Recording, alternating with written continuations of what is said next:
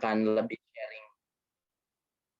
Sisanya akan lebih ke sharing, atau mungkin if you guys any question regarding to speech or public speaking, please do not hesitate to ask me that question, karena di sini saya tekankan lagi bahwa tidak ada siapa yang lebih jago, siapa yang lebih pintar gitu ya, tapi kita lebih ke sharing knowledge, berbagi pengalaman, berbagi pengetahuan seperti itu. Karena basically kalau saya lihat ya di training speech ini lebih mengarah ke NPO ya nggak sih? Jadi pematerinya tuh ngasih sharing knowledge tentang type of speech. Aduh, nyoprat, sorry. Untung nggak ketemu langsung ya.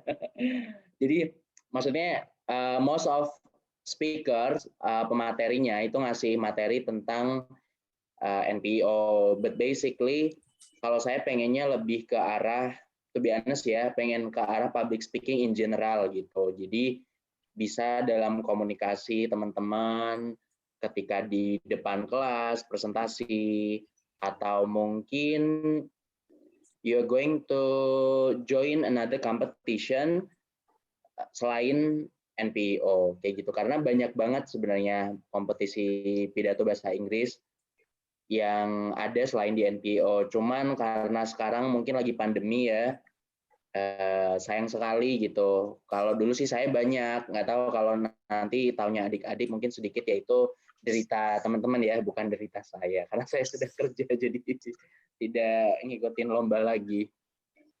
Oke, first thing first, saya mau share dulu materi tentang public address, biar nanti saya nggak dimarahin sama panitia ya, karena dimintanya public address, masa saya ngomong yang lain gitu. Oh, saya ingat, ini satunya Febri siapa kemarin yang saya suruh prepare buat perform? Satunya Varian, Kak. Ya, jadi kemarin kan itu? kita itu, Kak, apa kayak randomizer itu lah, Kak, yang di website, terus yang kepilih tuh Febri sama Varian. Habis itu tiba-tiba dia hari ini nggak bisa. Tuh. Oh, kenapa janjian sama Yayangnya ya kok nggak bisa ya? Oh ya udah deh, nggak apa-apa. Febri, is it okay kalau kamu perform sendiri? Oke lah, lama banget amnya. Ayolah, bisa ya? Ya, Bismillah, Bismillah. Oke, udah prepare dong materinya, mau oratori kan? Ya, oratori. Oke, jadi kalau teman-teman yang mungkin previous week belum join, mungkin highlight aja. Oratory speaking is basically type of speech which require us to apa ya? Dia tuh lebih ke arah membahas tentang isu terkini seperti itu. Siapa itu yang nyanyi? Bisa di mute dulu. Nah, jangan konser dulu ya. Saya dulu yang ngomong, baru nanti teman-teman. Jadi oratory speaking itu lebih ke arah membahas isu terkini, what is the problem gitu ya, status quo yang sekarang tuh seperti apa sih gitu. Dan kalau saya pribadi ketika menyampaikan oratory speaking, I have to explain to the audience that this problem is exist, yang pertama. Yang kedua adalah apa sih impact dari problem ini terhadap aspek-aspek kehidupan, as an example social point of view, atau mungkin bisa economic point of view atau yang lain-lain. Kemudian I offer win-win solution regarding to the problem, dan penting untuk kita di oratory speaking itu flow-nya gitu pokoknya intinya ya. Jadi ada masalahnya tuh kayak gimana sih, seberapa bermasalah sih itu, kenapa harus ada masalah itu gitu.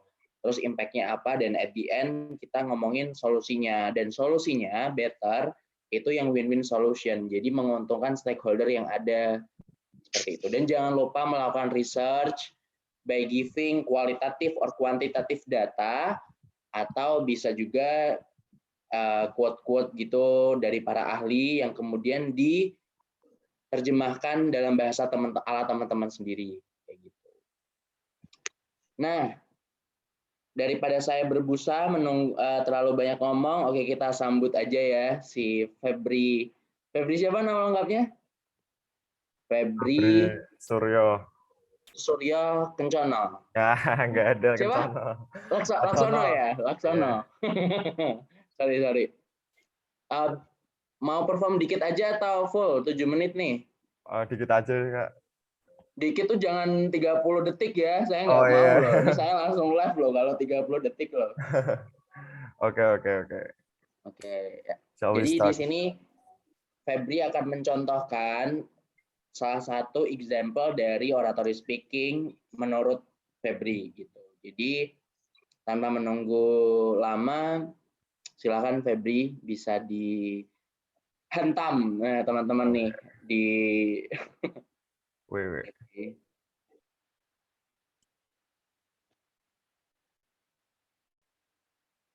All right. Okay. Okay, let me start in 3, 2, 1. So basically, from this situation right now, everything is going to be digitalized. Everyone have good media. Everyone can share what they want, and everyone is feel free to post it what everything they need.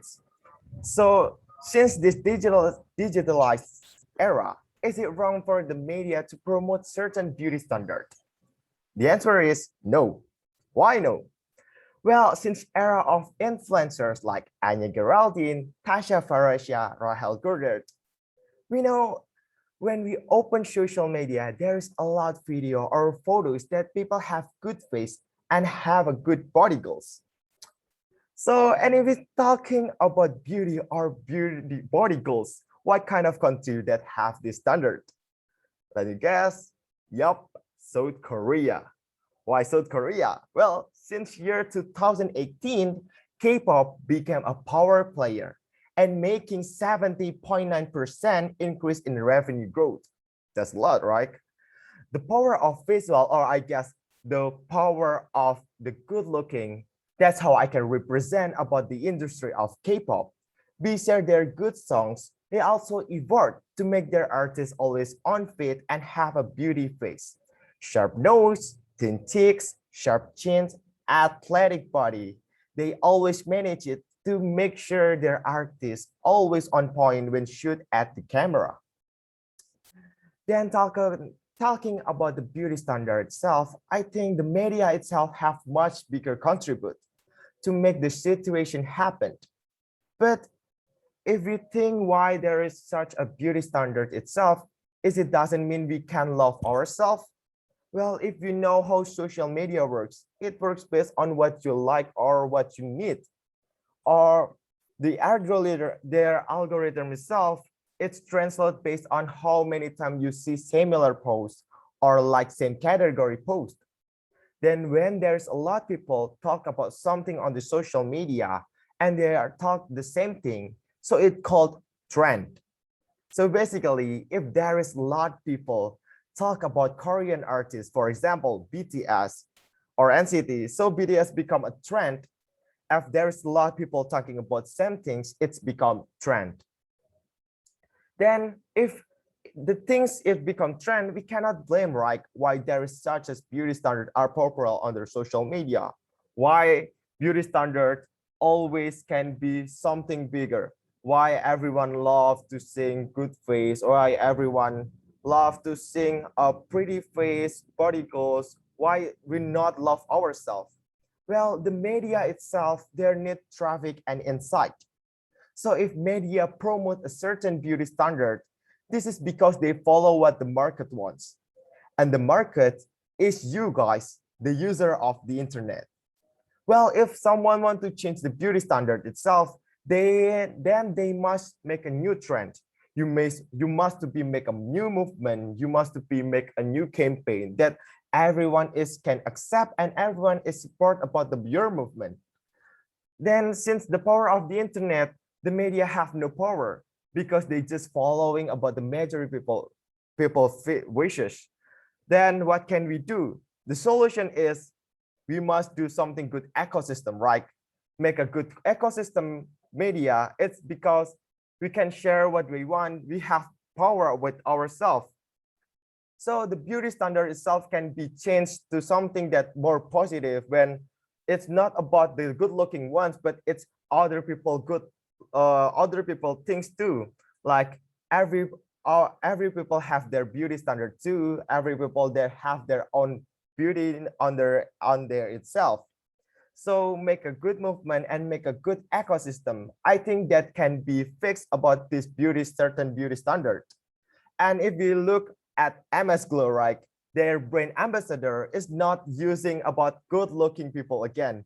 They use a man who not have a good body goals, but a man that's maybe just ordinary man like Baby Chabita.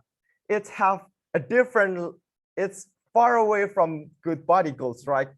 But this movement is good because there's no such thing about to standard beauty. So we can make a good ecosystem based on what movement, what do you want.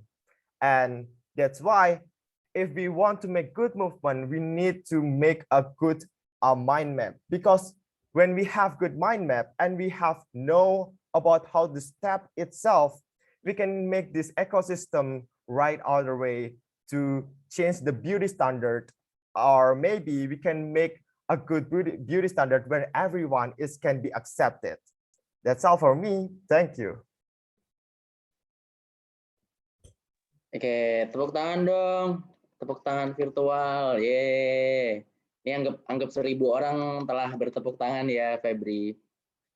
Thank you so much, Febri, atas performance-nya. I really appreciate that.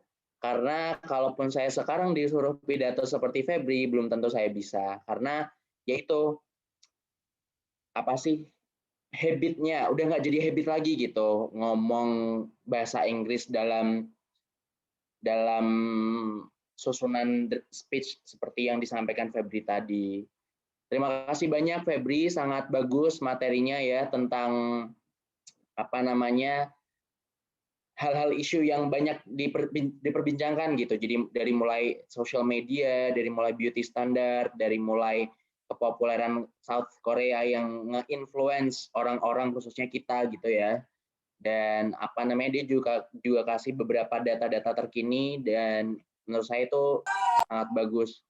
Ini saya akan memberikan kesempatan buat teman-teman yang lain, silakan komentar mengenai performance dari Febri ini kurangnya apa. Saya tidak mau teman-teman mengungkapkan kelebihannya Febri. Oh, Mas Febri udah bagus karena saya udah mengapresiasi Febri, so it's enough for me. Saya pengen teman-teman nge-evaluate karena tipikal orang Indonesia itu sangat jago mengevaluasi dan mengkritik orang instead of giving pujian dan lain-lain seperti itu. Jadi silakan warga Indonesia manfaatkan kesempatan ini ya untuk memberikan komentar.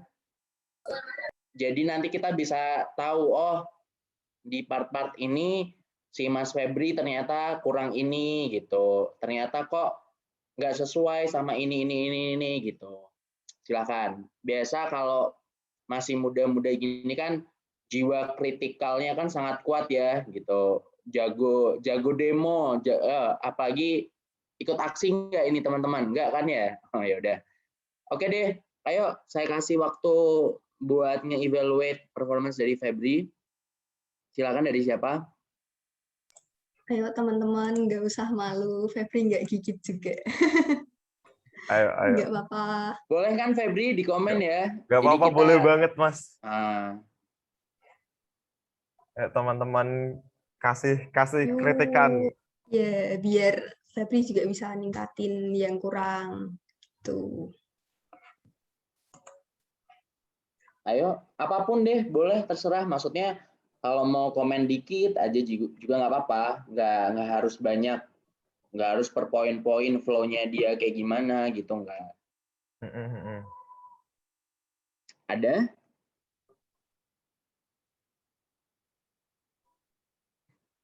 Mungkin yang tadi nggak lihat Zoom-nya tapi dengerin doang. Nah, mungkin dengerin doang tuh kurang apa sih, kan berarti fokus di cara penyampaian juga, apakah ada kekurangan kayak gimana, suaranya kemeresek Mas tadi Mas, nah, gitu nggak apa. Bebas teman-teman. Ayo, biasanya orang-orang tuh jago kritik loh, jago ngeritik ya nggak sih, maksudnya masa tahu nggak lo tidak masa lo ya kan, jadi nggak apa-apa, ayo, karena menurut saya gini, ada beberapa orang yang ketika dapat pujian gitu ya, pujian apa sih bahasa Inggrisnya tuh komplimen ya, komplimen kayak gitu, mereka cenderung yang jumawa. At the end, mereka ngerasa kayak ini tuh sebenarnya saya tuh udah bagus kok gitu. Jadi I don't need an improvement later on gitu loh. Jadi kalau udah dipuji duluan, biasanya tuh kita cenderung yang kayak main aman. Oh, performance saya udah bagus, so there is nothing to improve anymore gitu loh. Tapi ketika kita dapat kritik, kalau saya pribadi ya, saya tipikal yang kayak akan evaluate. Oh, saya ternyata kurang di sini, kurang di sini, kurang di sini, seperti itu. Gak apa-apa, you are not adjudicator or judges, tapi beraktinglah seperti teman-teman tuh ngekritik teman-teman sendiri gitu loh. Maksudnya ngekritik sahabat sendiri atau teman sendiri gitu. Ayo, masih ada banyak waktu loh ini. Gimana? Ayo teman-teman, bisa apa aja deh. Atau saya tunjuk aja nih, Iya, random tunjuk ya. aja kali ya. Ya, saya dari kemarin tuh agak gregetan nih. Siapa ya? Cowok satu, cewek Ini satu ada ya. yang Ada yang raise hand rajin. deh. Oh Kak. ya? Nah, Ian ini. Ian Avrila Putri. Ayo coba Di mana yang unmute. resign? Kok di aku nggak kelihatan ya? Yang resign. Ini Ian Mas, Ian Avril Coba Putri. Halo. boleh on mic. Halo. Oh ya. Halo. Itu salah nggak apa-apa ya, Kak? Loh, nggak apa-apa. Nggak apa-apa, Ini santai ini aja. bukan ilmu eksak ya, teman-teman. Nggak, ini bukan matematika, bukan fisika ya. Jadi nggak ada yang namanya salah dan benar. Nah ini nih, ada nanti saya bahas dulu ya masalah tadi. Siapa Ian bilang masalah salah itu tuh nanti saya bahas deh. Sekarang coba ngomong dulu Ian, boleh dengar suaranya? Okay. Thank you for the opportunity. First of all, I want to say congratulations buat Mas Febri karena penampilannya keren banget. I won't be able to do that, I swear. And tadi kan bilang kalau you were using the word ecosystem, right? Social media ecosystem. So I actually have a question or opinion, like, is it possible if the word ecosystem is replaced with environment, social media environment? So not ecosystem. I think it's a little bit, I don't know. Thank you.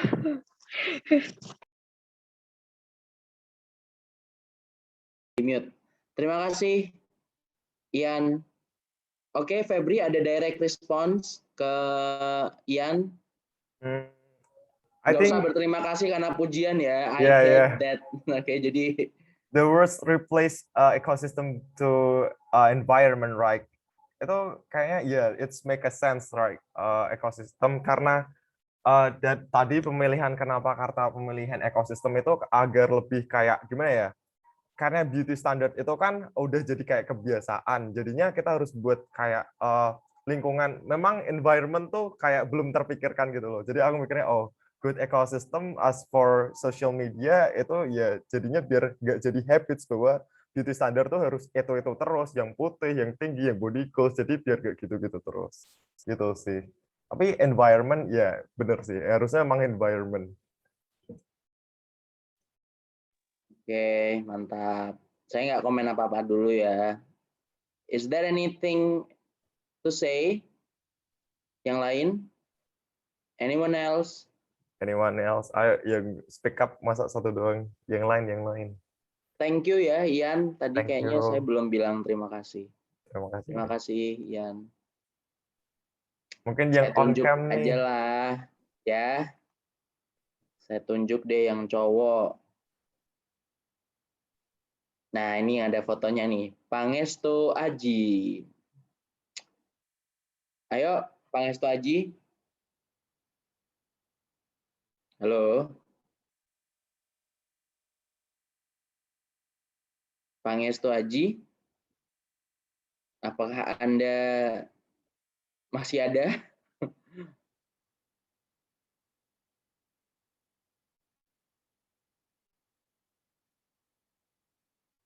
Oke, sepertinya mungkin ke toilet ya, tapi tidak bilang-bilang. Jadi kita kalau ini kayaknya kemarin udah sempat nanya ya. Rian udah nanya kemarin.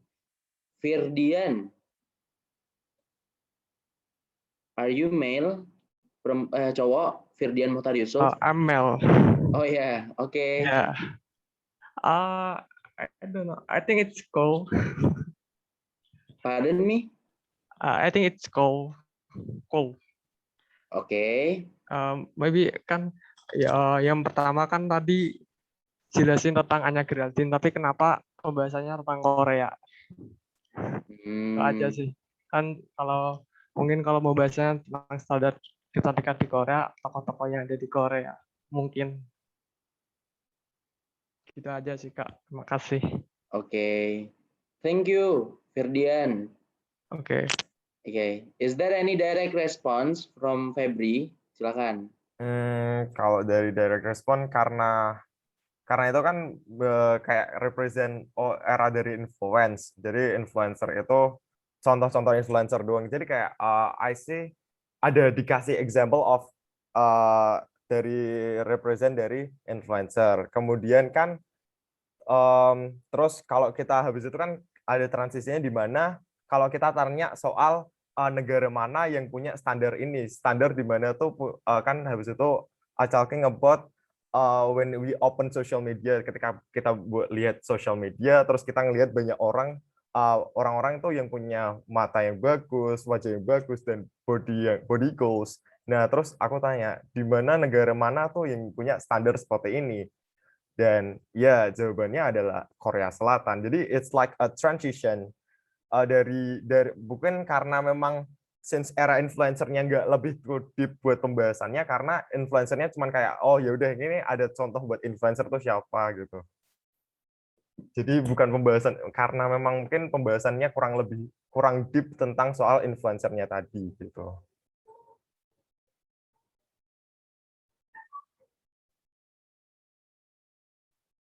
Sorry Kak, masih ke-mute. Sorry. Ya udah lupa mulu ya. Gimana, ada yang mau komentar lagi? Ayo. Boleh, masih ada waktu kan? Masih banyak lah. Masih. Cukup?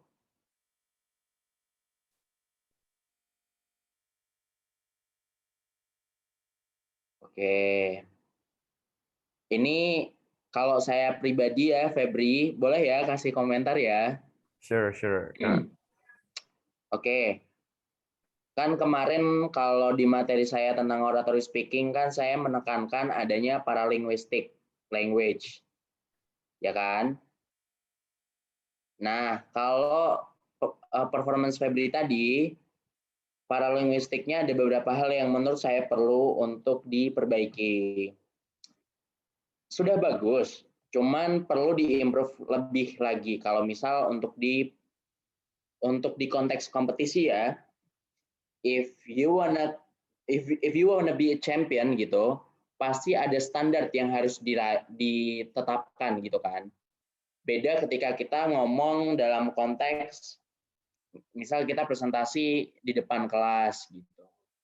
Atau mungkin misal kita ngasih materi kayak semisal saya sekarang ini gitu, itu kan kita sedang tidak berlomba gitu ya, jadi there is no standard at all. Nah, tapi kalau tadi ketika saya perhatikan dari awal sampai akhir, Febri ngerasa nggak kalau speednya tuh terlalu cepat? Ya. Ya, menurut saya, in my humble opinion, itu akan menjadi sedikit problem ketika apa? Ketika audience wanna hear more gitu. Jadi maksudnya kayak mereka pengen ngedengar secara deeply hear ya. Mereka pengen mendengar sampai dalam kamu tuh sebenarnya membawakan materi apa sih? Itu tuh kamu sebenarnya perlu paralinguistik dalam artian di sini kayak speednya gitu. Kamu tuh tadi tek gitu loh. Nah, kan kemarin saya sempat ya ngasih contoh sampel video oratory speaking si Haris Hussein. Are you still remember?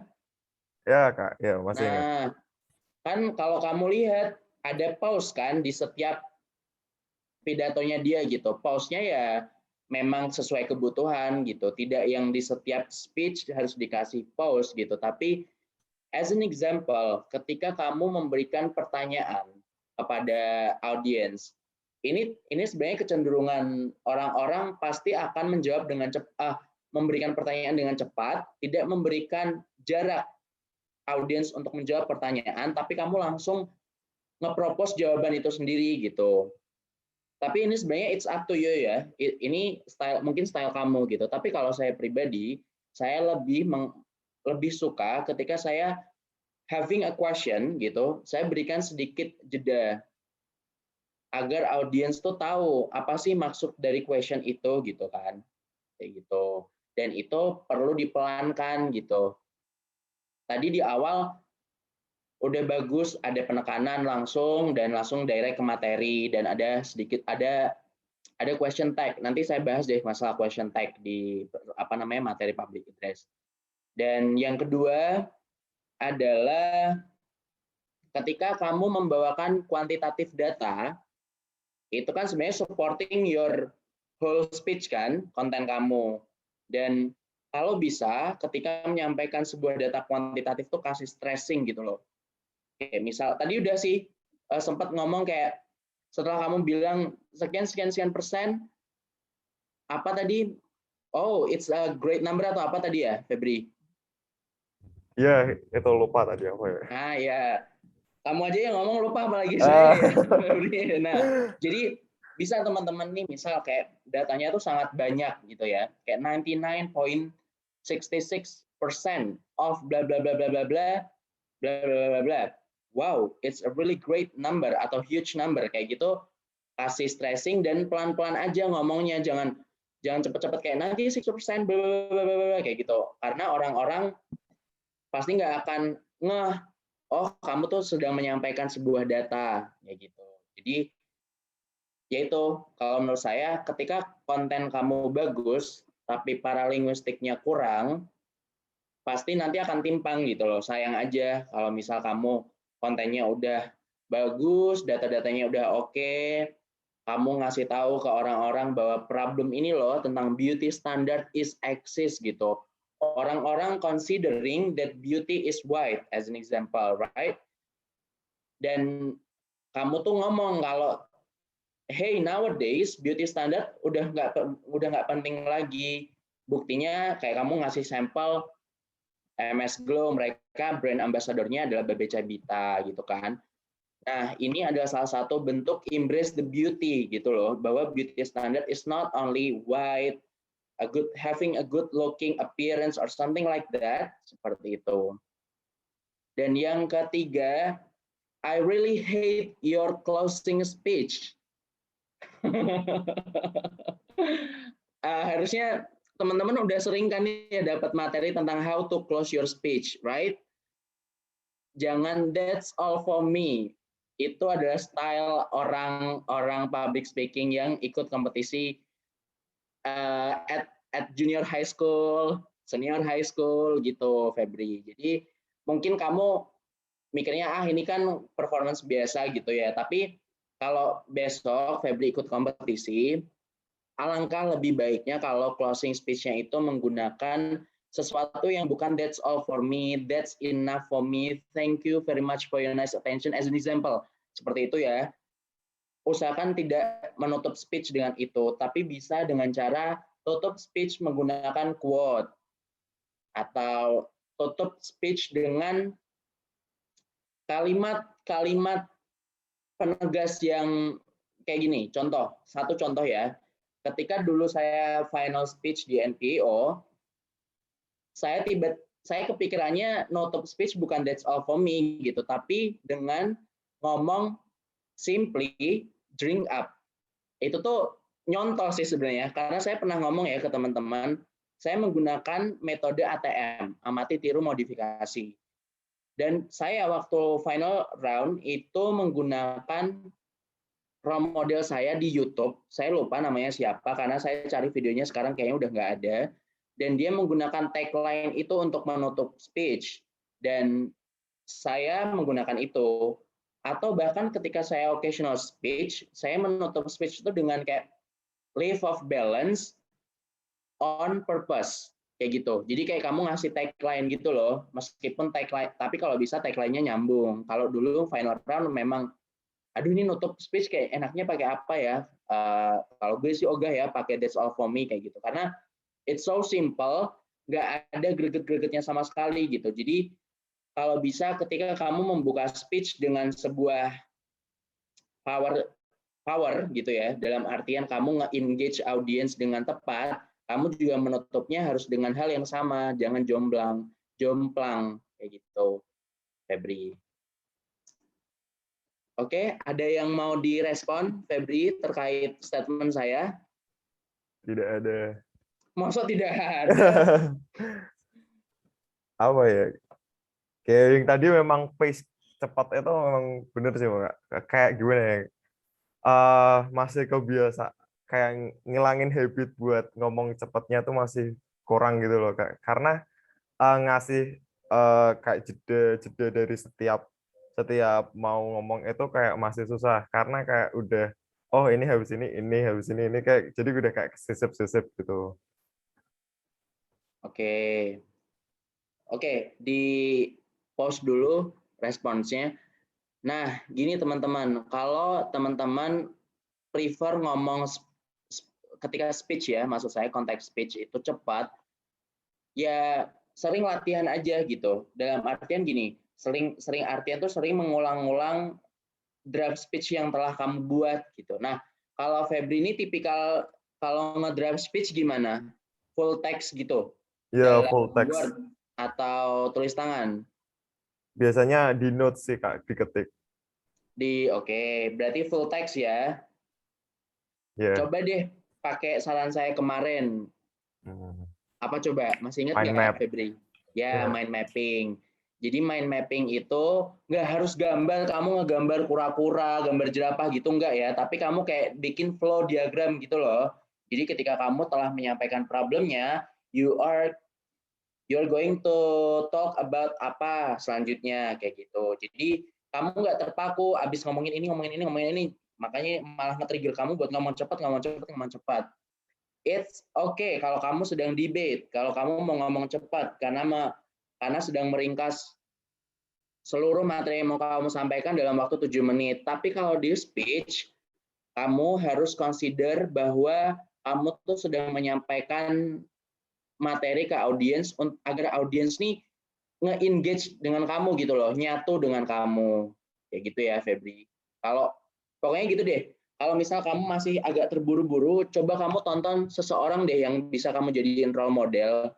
Kalau kamu lihat kemarin si Haris Hussein, kalau nggak salah namanya, if I'm not mistaken, itu dia pelan, pelan, pelan, jeda, pelan, pelan, jeda. Kadang boleh, kadang cepat tuh boleh kok gitu. Ya intonasinya boleh cepat, tapi lebih baik kalau misal kamu ada problem yang kayak misal kamu ngasih kuantitatif data, itu kalau bisa dikasih penekanan tertentu kayak misal 99 point bla bla bla bla bla persen of nah. Jadi ada nada dan iramanya kayak gitu. Ada lagi Febri yang mau disampaikan? Udah sih Kak, itu aja sih Bang. Oke. Jadi kalau misal next time kamu perform, jangan lupa ya closing speech-nya jangan that's all for me atau that's enough gitu ya. Coba deh kasih oh ini deh saya coba tunjukin kan kalau kemarin kan ini ya nggak saya tunjukin si Haris Hussein tuh closing-nya kayak gimana. Ini coba saya share screen deh.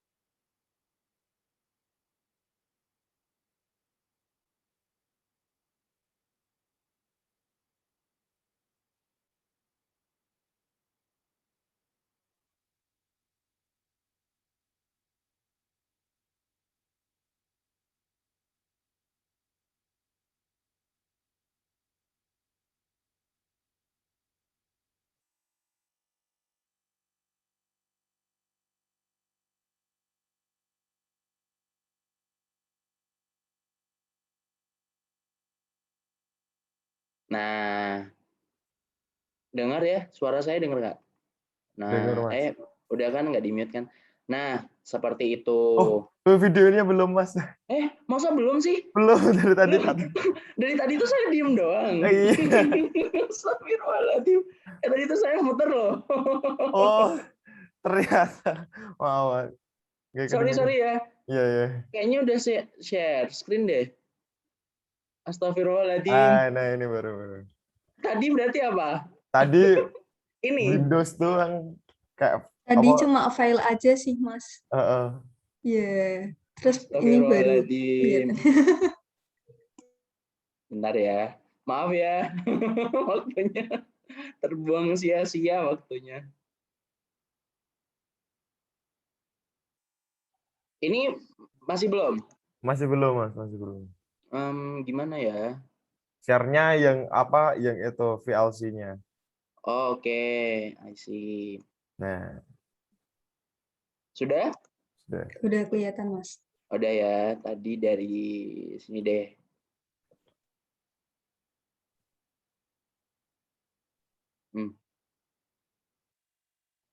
Oh, suaranya nggak kedengeran. Suaranya nggak kedengeran? Iya. Oh ya? Sama sekali? Sama sekali enggak. Kalau kemarin kok bisa ya? Masih nggak dengar? Nggak denger. Oh, coba mungkin waktu share-nya, share audio tuh itu yang waktu share. Oh, ini harusnya. Oh ya. Ya Allah, Mas. Sorry ya. Aduh, kelihatan kampung banget nih saya. Simply put, Sudah kedengeran? Sudah. farther away you stand from, but ask questions. Engage with the intent to learn and not persuade. Try verbally reiterating the other person's point to them so as to ensure you don't oversimplify their argument. And the next time you hear the words, simply put, ask yourself, can this actually be put simply? If so, great. But I'd ask you to consider the simplest equation of all. 1 + 1 = 2. That's pretty basic, right? Well, what if I told you that the mathematical proof for that equation is 372 pages long? 70 years ago, Albert Einstein told us we ought to make our world as simple as possible, but no simpler. And he was right. In a world whose extraordinary beauty is thanks to its complexity, we owe that to each other. And that is as simple as it gets.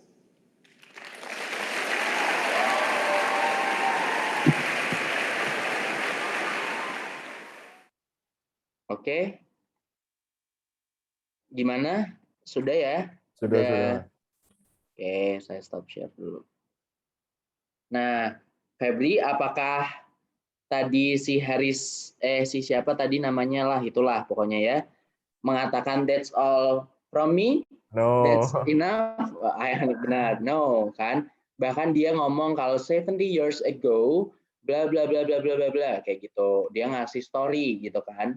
And at the end, dia nge-close dengan sebuah kalimat yang relate dengan judulnya dia, simply put gitu. Jadi boleh kamu ngasih closing tuh sebuah statement atau sebuah kalimat yang itu relate dengan judul yang kamu sampaikan gitu. Kalau boleh tahu tadi Febri judulnya apa sebenarnya? Itu judulnya soal is it wrong for the media to promote a certain beauty standard? Nah, kamu nih Febri ya, kalau kamu membawakan topik seperti itu, sebuah question tag gitu kan. Lastly, kamu bisa ngomong, kamu harus buktikan, salah nggak sih? Apa tadi promote, is it wrong? Is it wrong for the media to promote a certain beauty standard? Kamu harus ngasih sebuah statement yang kamu sendiri on your own self gitu ya, maksudnya dalam diri kamu sendiri, kamu gimana? Salah nggak media tuh ngepromote beauty standard gitu loh. Nah, ini kan sebenarnya kamu bisa jawab itu di statement yang kamu sampaikan saat mau nge-close speech kamu. Gitu. Jadi nanti bisa elaborate lah ya dari awal sampai akhir gitu. Atau kalau saya sih tadi mikirnya mungkin karena ini bukan konteks kompetisi gitu ya. Jadi kamu ngomong that's all from me gitu.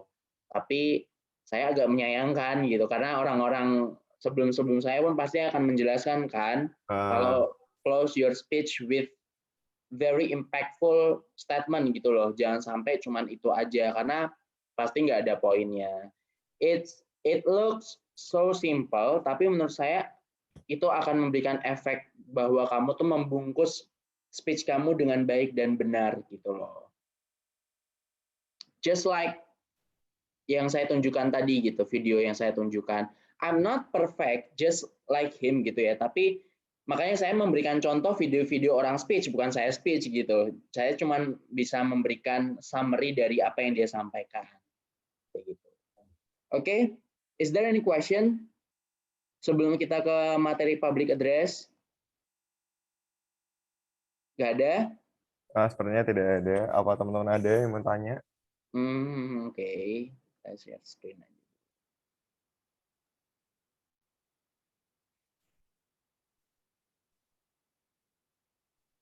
Cukup? Cukup, Kak. Oke. Ya udah, kita ngebahas sedikit tentang public address. Apa sih itu public address? Saya pertama kali menemukan type of speech ini ketika saya ikut NPO. Tapi basically yang ada di benak saya adalah public address ini sama seperti oratory speaking. Karena gini, public address itu ditujukan ke orang-orang umum gitu. Tentang sebuah masalah juga sama kayak oratory speaking. Jadi ini tuh sebenarnya 11-12. Makanya tadi saya nge-state ke Hanin bahwa nanti kita public address diskusinya dikit aja karena ya itu basically sama seperti oratory speaking. Atau kalau mungkin teman-teman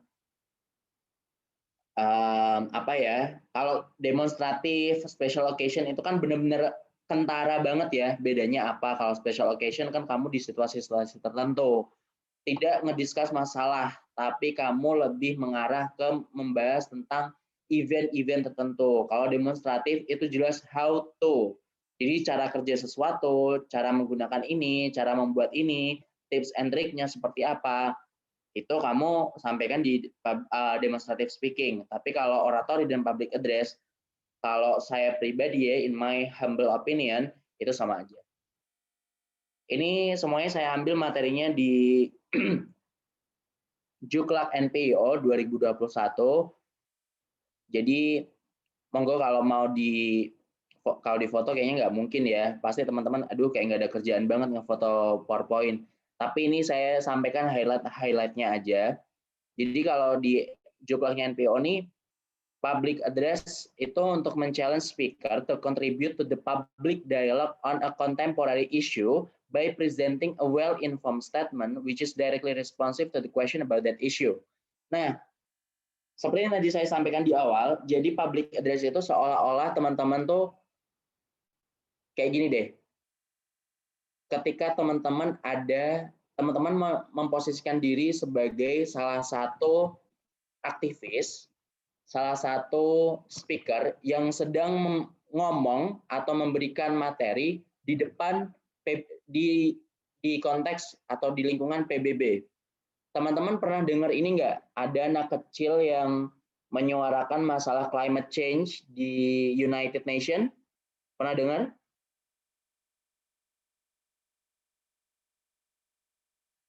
Halo? Ada yang pernah dengar nggak? Enggak, Kak. Ya, ada yang pernah dengar? Belum pernah, Kak. Oh, belum pernah. Nah, coba nanti setelah materi ini, coba dicari deh. Saya juga lupa namanya siapa, dia masih kecil, tapi dia benar-benar menyuarakan masalah climate change di depan para pejabat-pejabat di United Nations. Nah, saya akan memposisikan bahwa public address itu 11-12 seperti itu. Jadi ada direct issue tentang apapun itu, dan kamu memposisikan sebagai orang yang sedang membicarakan itu ke orang awam gitu, ke orang umum gitu. Dalam artian ya itulah kayak kamu memposisikan diri sebagai aktivis, atau bisa jadi kamu memposisikan diri sebagai orang yang benar-benar paham tentang masalah itu gitu. Dan ini biasanya tentang isu-isu terkini juga, sama seperti oratory speaking. Makanya saya dari tadi ngomongin kalau public address ini basically sama seperti oratory speaking. The speaker is to be knowledgeable and is to use quality supporting material to substantiate his or her position. As in all speaking categories, the public address speech is to be well organized, clear, and effectively presented. Jadi sama aja, public address itu harus tersusun rapi. Kalau saya sama seperti oratory speaking. Kalau mau ditanya susunannya gimana sih Kak kalau mau nyampein public address, yaitu ada sebuah masalah. Masalah ini berkaitan dengan isu terkini, tren terkini, dan kamu membahas kenapa masalah ini ada, didukung dengan data-data, seberapa parah sih masalah ini terjadi di dunia atau di Indonesia, dan kemudian kamu coba menyampaikan bahwa masalah ini tuh berdampak loh di sisi ini. Dan kamu fokuskan ketika kamu menyampaikan dampak itu, kayak misal economic point of view. Dari sisi ekonomik ini seberapa kerugian yang timbul sih akibat masalah itu kamu sampaikan juga. Dan yang terakhir, kalau dulu saya di public address waktu final round di NPO, saya pun menawarkan sebuah solusi atas masalah itu gitu. Karena kurang afdol aja kalau misal kita ngomongin pidato, tapi kita kayak cuman ngomongin masalahnya aja tanpa ada penyelesaian. Kayak you have to finish that. Jadi dengan cara apa memberikan solusi atas masalah yang ada. Kayak gitu. Lalu purpose-nya apa sih? To develop the skill of providing a directly responsive statement to an issue. Nah, responsive statement ini harus selalu dibuktikan dalam research gitu ya. Entah itu kualitatif atau kuantitatif. Dalam current public discussion. Jadi kayak kamu sedang seolah-olah sedang menjadi aktivis aja yang lagi ngomong di depan PBB gitu loh. Kayak masalah ini tuh urgent banget loh. Kayak kamu harus encouraging people what should they do gitu at the end of the day untuk mendukung proposal atau masalah yang kamu sampaikan tadi. Gitu. Nah, ini evaluation sheet yang saya ambil dari kategori public address, dan public address ini ada di master kategori. Jadi yang 1 sampai 10 teratas ini masuk ke public address untuk perform di final round. Yang pertama ada opening impact on audience, introduction. Introduction ini please do not introduce yourself by saying your name, your institution, atau apa-apa. No. 10 poin ini manfaatkan untuk memberikan statement yang menggelegar, yang langsung memikat orang-orang. Kalau saya cenderung memberikan sebuah story. Jadi waktu itu ketika saya menyampaikan public address, kayaknya saya udah sampaikan ini sih di pertemuan sebelumnya. Jadi jangan langsung ngomong, tapi coba deh tatap dulu audiens kamu. Biarkan kamu kalau bahasa lebaynya bonding gitu loh. Mata kamu tuh menjalin sebuah hubungan dengan audiens itu. Ketika sudah kamu tatap semuanya, baru deh kamu buka dengan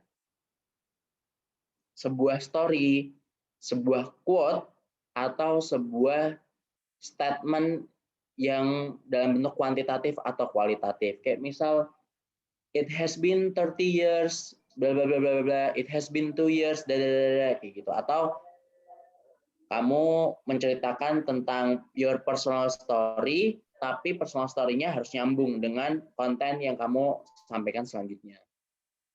Yang kedua ada konten. Konten ini kayak tadi si Febri sampaikan, menurut saya kontennya Febri udah cukup oke, nge-elaborate juga menurut saya. Cuman tadi sempat ada komentar dari Firdian ya, kalau misal kenapa di awal ngomongin influencer Indonesia, but at the end ke ini. Nah, mungkin si Febri kurang elaborate nih. Contoh-contoh yang tadi dia sampaikan kayak Anya Geraldine lah, atau misal siapa, Rachel V-nya, atau siapa kayak gitu, kurang dibahas lebih deep lagi. Kenapa sih kamu ngasih contoh si Anya Geraldine dan lain-lain? Apa sih hubungannya dengan beauty standard? Nah itu, jadi elaboration antar kalimat, antar topik, bukan antar topik ya, tapi antar paragraf itu menurut saya juga harus penting gitu. Yang ketiga ada use of language.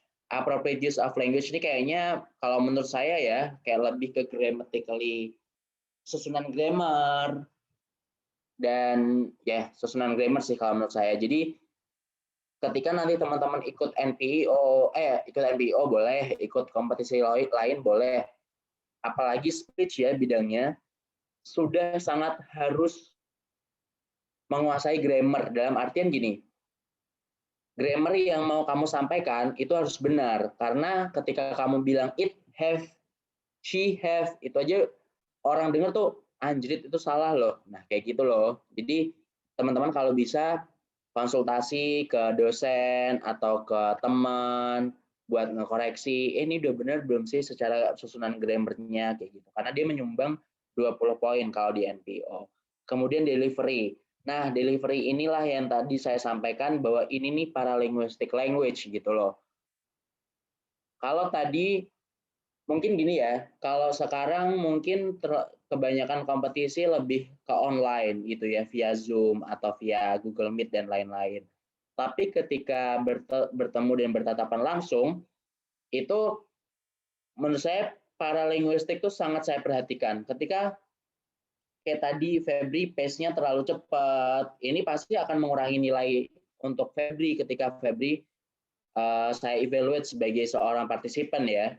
Dan apa namanya, kalau eye contact tadi kayaknya saya lihat udah oke lah sama body language-nya. Jadi kadang ketika ada sesuatu yang dia mungkin nggak ngejoke gitu, tapi dia memberikan sedikit senyuman, kayak sentuhan apa namanya, perubahan mimik muka itu juga penting loh dalam paralinguistic language. Atau mungkin tadi yang ketika si contoh video yang saya sampaikan tadi, si Haris Hussein tadi, dia coba deh sering banget main mata, senyum, kayak seolah-olah tuh sedang mengobrol dengan audiensnya kayak gitu. Dan ini penting.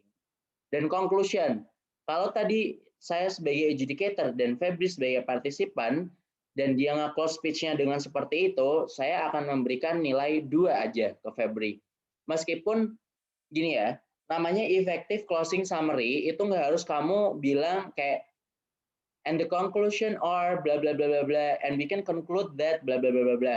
Harusnya sebagai seorang educator tuh udah pasti tahu summary dari speech-nya tuh kayak gimana sih gitu. Dan audience absorb in presentation. Itu kalau saya pribadi lebih ke arah penjelasan kamu tuh tertangkap nggak sih sama saya sebagai seorang audiens gitu. Kayak, nah makanya tadi pace tuh menurut saya juga sangat penting. Ketika kamu menyampaikan sesuatu terlalu cepat, orang-orang juga nggak bisa absorb materi yang kamu sampaikan. Kayak gitu. Ini kayaknya kalau di Jukla kayaknya udah selesai. Ini selanjutnya 2 slide punya saya sendiri. Is there any question regarding to public address? Teman-teman, ada yang mau ditanyakan?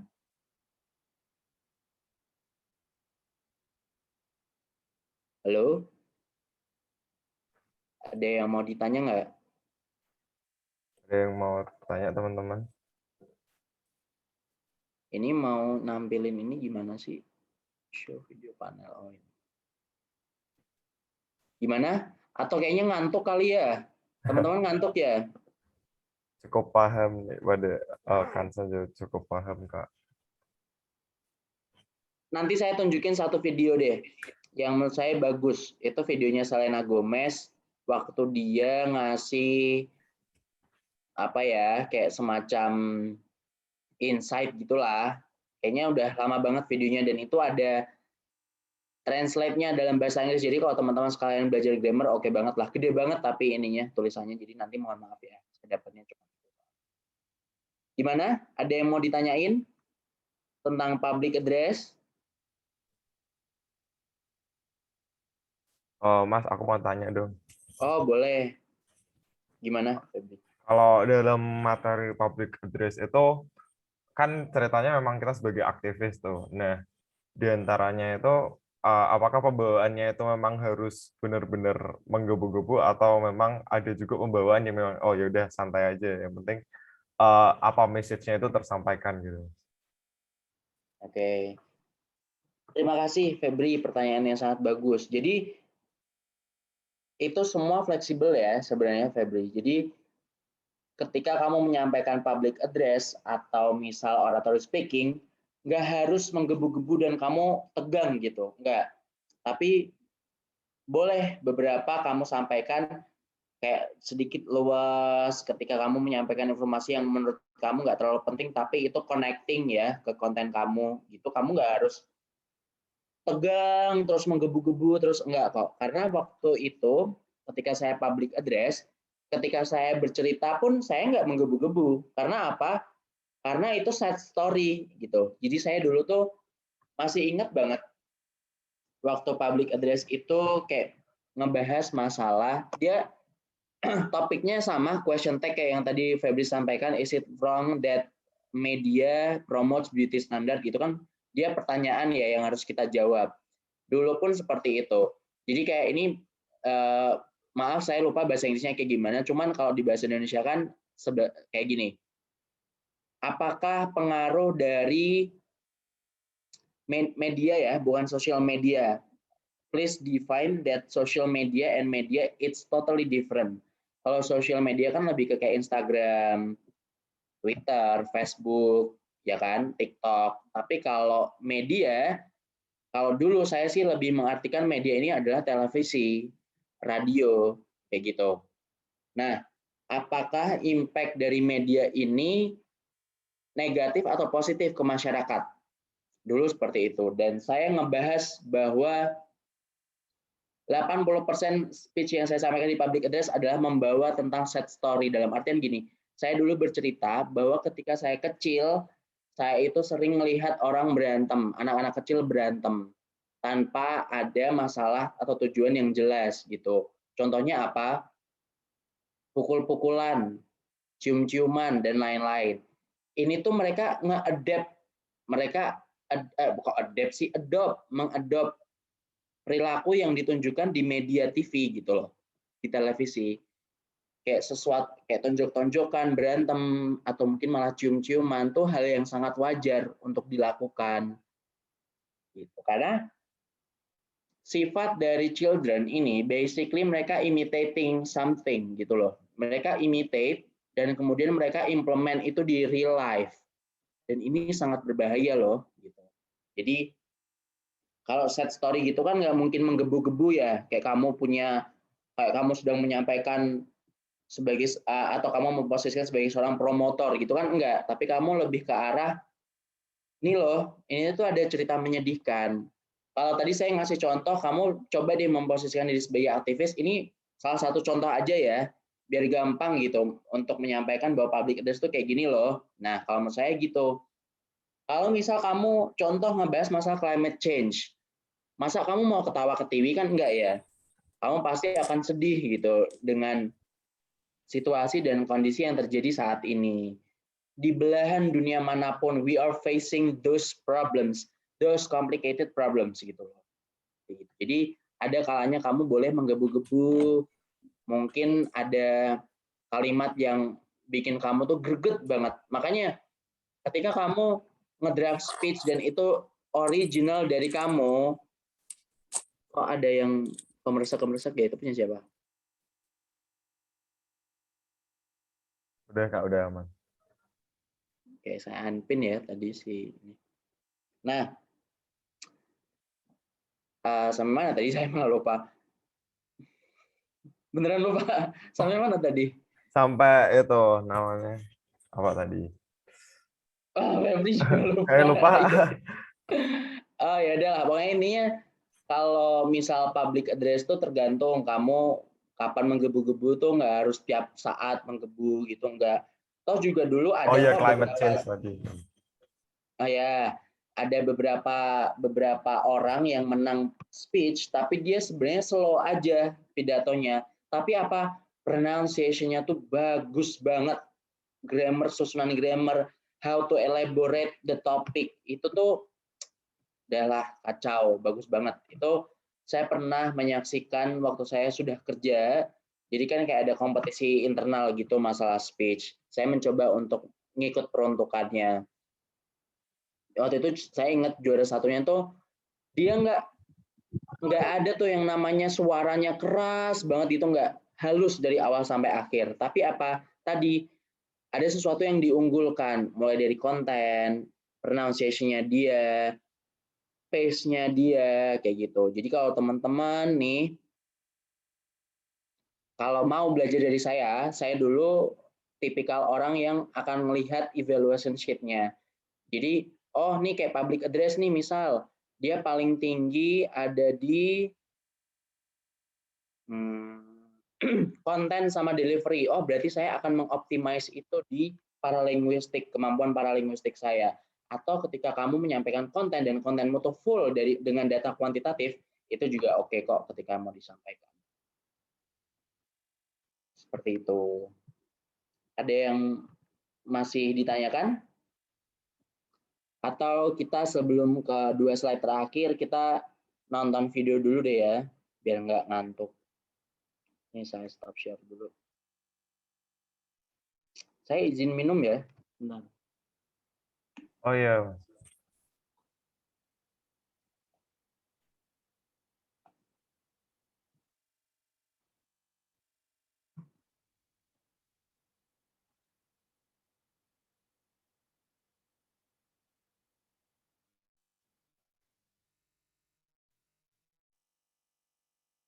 Oke. Kita putar satu video ya. Ini menurut saya oke banget sih penyampaiannya. Lagi ini orang luar, jadi ini Selena Gomez. Bentar, sebelum share screen dulu, saya putar dulu.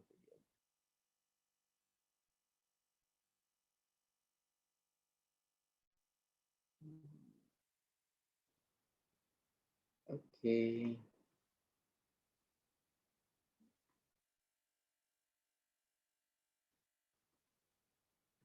Terlihat? Kelihatan, Mas. Dengar? Kedengeran nggak, Febri? Ya, kedengeran. Hah? Nggak? Kedengeran. Oh, ya udah, oke.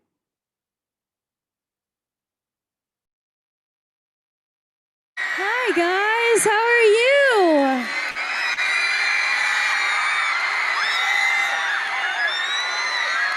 So good to see you guys. Are you guys having a good night?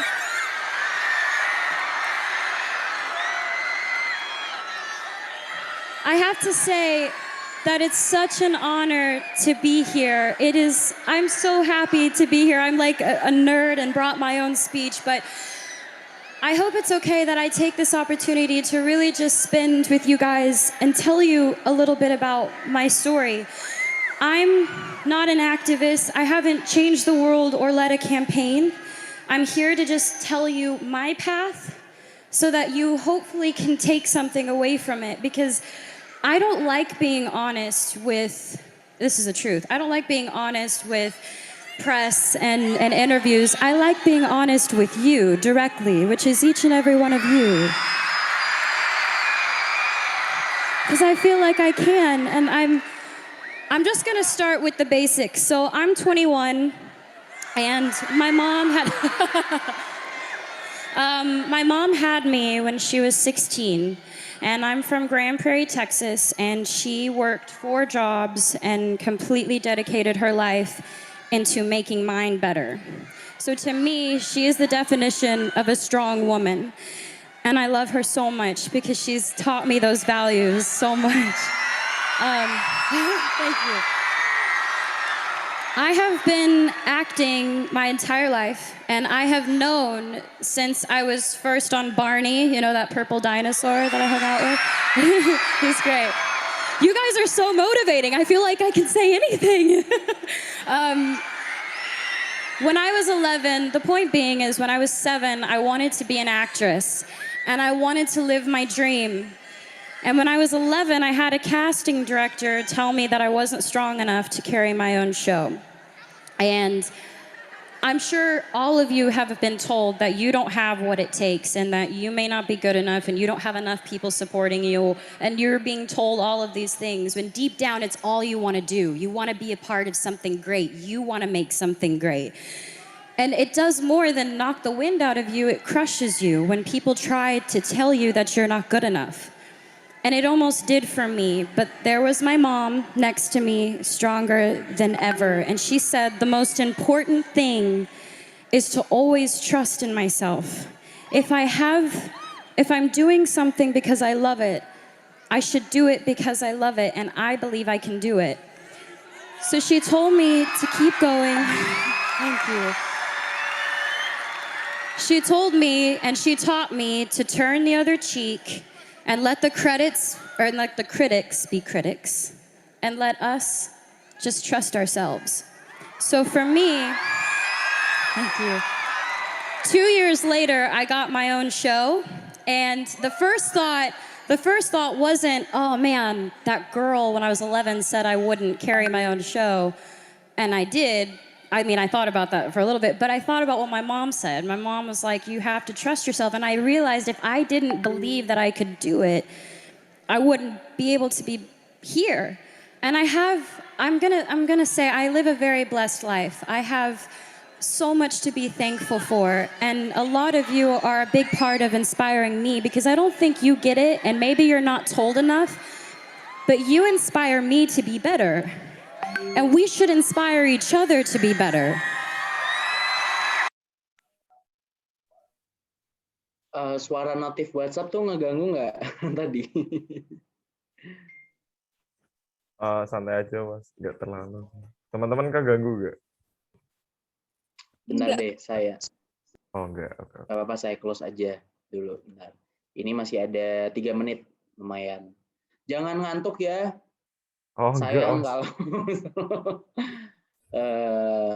Bentar ya, post dulu, mau show video panel.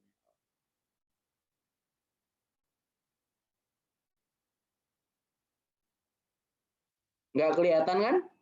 Enggak kelihatan mas. saya? Enggak kelihatan. Soalnya emang Zoom sekarang gitu mas. Tenang aja. Oke, jadi dia, oke.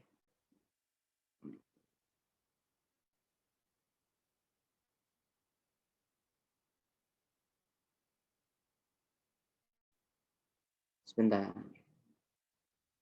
Oke, sudah kembali ke video aslinya?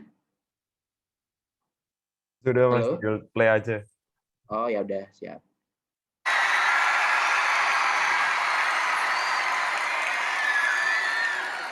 I'm surrounded by people who are supposed to guide me, and some of them have, and others haven't. They pressure me. There's so much pressure. You gotta be sexy, you gotta be cute, you gotta be nice, you gotta be all these things. And I'm sure you can all relate. You all have pressure that you have to deal with every day.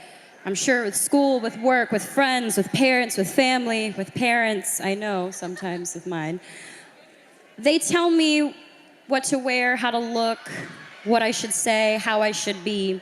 Until recently, I had given in to that pressure. I lost sight of who I was. I listened to opinions of people, and I tried to change who I am because I thought that others would accept me for it. And I realized I don't know how to be anything but myself.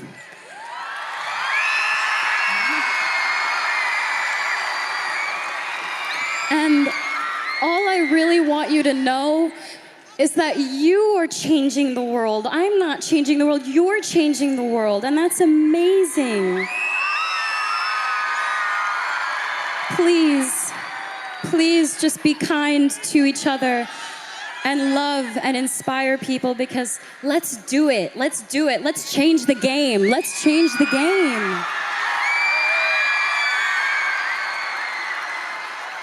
The most important thing is that we learn and we continue to learn from each other. Please stay true to yourself. Please just remain who you are and know that we have each other's back. All of us have each other's back.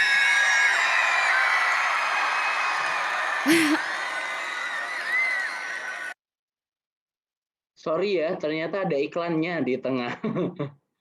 Kita lanjut. Bentar.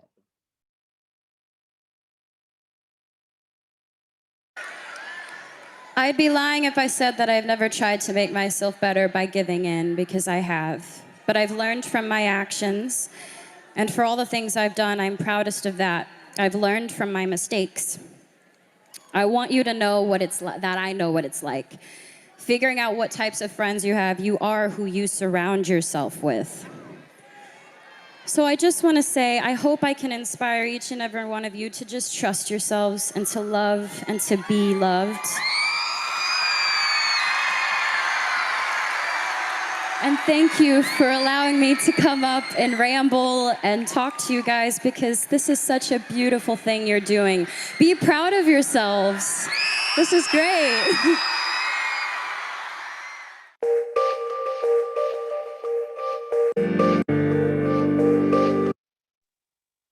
Oke, stop dulu.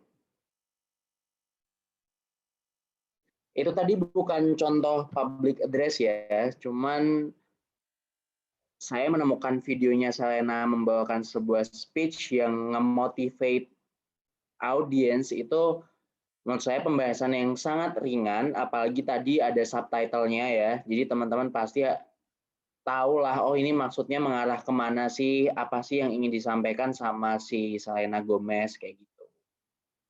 Kalau tadi ditanya, oh Mas Imang itu contoh dari public address, enggak juga.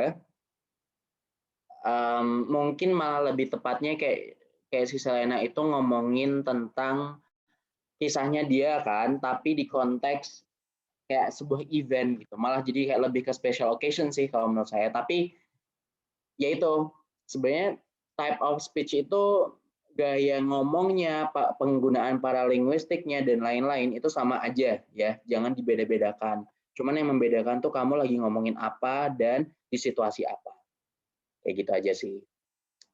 Ya, ternyata pesertanya banyak yang berkurang. Ini pada ngantuk mungkin ya. Atau kita tanya jawab dulu deh sebelum ke 2 slide terakhir dan 1 video yang mau saya tunjukkan ke teman-teman. Ada yang mau ditanyakan? Teman-teman coba tanya dong. Apapun deh, nggak harus regarding to public address ya. It's okay kok kalau misal mau nanya out of topic. Please do not hesitate ya. Itu teman-teman. Mungkin yang mau presentasi atau mau yang tanya-tanya soal hal lain.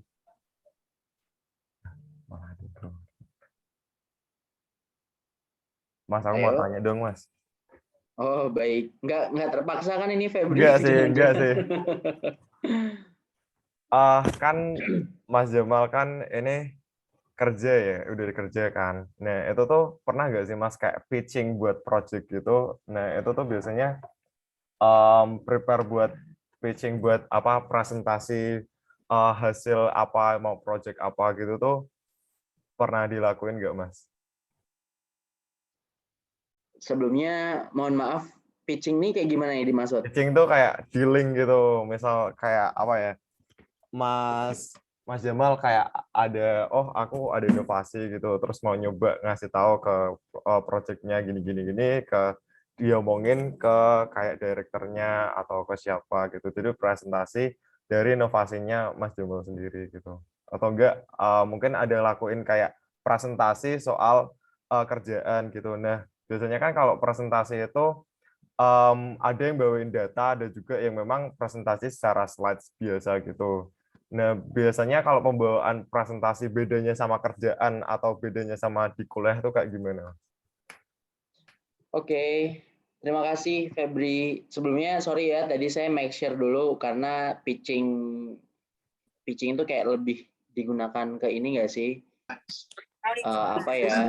Bukan pitch control gitu, bukan ya? Ya? Bukan. Ada yang ada yang komen nggak ya? Enggak. Tapi pitching tuh yang saya tangkap tuh adalah kayak misal kamu mempresentasikan sebuah business plan. Ya kayak gitu kan? Tadi saya nangkapnya kayak gitu. Oke. Kalau pertanyaan Febri yang tadi, pernah nggak sih kayak saya tuh ngebikin sebuah inovasi, kemudian nge-propose ke atasan gitu ya?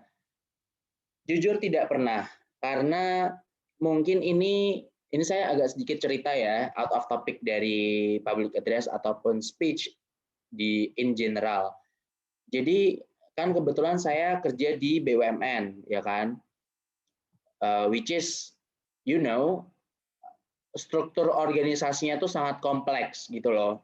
Nggak yang kayak kita di perusahaan swasta ataupun startup yang kita bisa ngedirect langsung ke atasan, ke manajer atau yang lain-lain kayak gitu. Enggak. Basically kerja di BUMN itu semuanya sudah tersusun rapi dan sudah terbakukan dalam bentuk sistem tata kerja. Jadi kalau kamu mau nge-propose sebuah inovasi, kayak you don't have to prepare your innovation in a simple presentation, then you present it in front of manager or in front of your boss gitu loh, Febri. Jadi kalau ditanya pernah nggak jawabannya. Tapi saya pernah membuat inovasi, dikompetisikan. Jadi kalau di Pertamina itu ada yang namanya Continuous Improvement Program, which require you to improve something, tapi start from the problem gitu loh. Jadi kayak misal ada masalah. Oh, selama ini transaksi-transaksi keuangan itu terposting dengan manual. Ini kan masalah nih. Kenapa sih manual itu jadi masalah? Karena ada potensi human error gitu kan. Ada potensi salah input. Data yang dihasilkan tidak akurat. At the end, data-data keuangan akan bias gitu loh, tidak merepresentasikan atau tidak mencerminkan kondisi aktual kayak gitu. Nah, berangkat dari sebuah problem itu, kita memberikan sebuah inovasi. Biar nggak manual mau diapain sih? Oh, kita mau sistematisasi nih cara-cara yang manual karena kita kan mendukung digitalisasi kayak gitu. Dan ini disampaikan dalam sebuah PowerPoint kayak dibikin risalah gitu, then you present in front of judges, bukan atasan, karena ini konteksnya sebuah kompetisi kayak gitu. Dan bedanya apa sih ketika kamu mempresentasikan sesuatu di dunia kerja atau di dunia kuliah gitu ya? Kalau dulu di kuliah itu jujur saya tuh nggak terlalu mengambil pusing, dalam artian apa? Saya nggak harus seperfect mungkin untuk nge-present sesuatu di tempat kuliah, karena dulu saya mikirnya gini teman-teman, yang jago public speaking itu bisa dihitung jari di kelas. Ini saya jujur-jujuran ya, maksudnya ketika kamu master di suatu bidang, aku bukan master ya, I'm not saying like that gitu.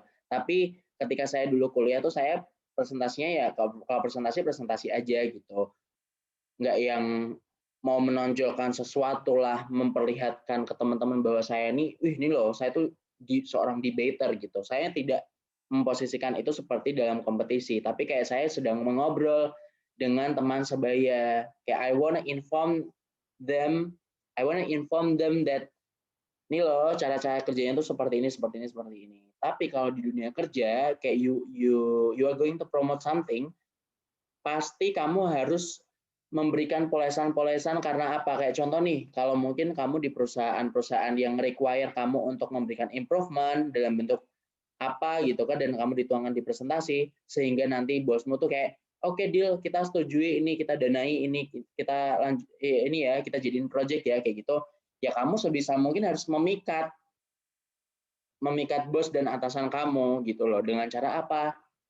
Dengan cara kamu research terlebih dahulu, kamu bikin PowerPoint yang sebagus mungkin. Kamu presentasinya pelan-pelan tapi pasti, jangan terlalu cepat. Kasih banyak penekanan, kasih banyak iming-iming kayak gitu. Karena kan saya yakin deh semuanya tuh pasti akan menjurus ke profit ya kan kalau perusahaan itu. Jadi kalau misal strategi kamu, inovasi kamu at the end akan mengarah ke profit, kamu ya tunjukkan gitu. Show off aja kalau misal nih berdasarkan inovasi kamu, proyeksi kamu tuh terhadap laba perusahaan tuh sekian kayak gitu. Itu sih yang kalau bisa saya sampaikan dari pertanyaan Febri tadi. Ini kalau saya lihat banyak yang live ya, tapi nggak apa-apa deh. Mungkin ada pekerjaan yang lain. Gimana Febri? Masih bingung nggak?